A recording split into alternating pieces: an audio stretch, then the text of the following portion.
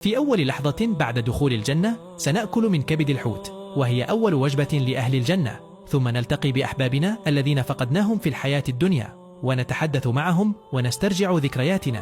بعدها نتمتع بجميع أشكال ثمار الجنة من أنواع لا تخطر على بال، وكلها لذة ونعيم. ثم يحين اللقاء العظيم بكل الأنبياء عليهم أفضل الصلاة والسلام، نتحدث معهم ونتعلم منهم ونسمع قصصهم. وبينما نحن في هذا النعيم نسمع مناديا ينادي: يا أهل الجنة هل رضيتم؟ ندرك حينها أن المنادي هو الله عز وجل، فنجيب بكل حب وخضوع: ولماذا لا نرضى يا الله؟ وهنا تحدث اللحظة العظيمة التي لا تضاهيها أي لحظة أخرى، حين يكشف الله عز وجل الحجاب فنرى وجهه الكريم، وجه الله الذي طالما اشتقنا لرؤيته.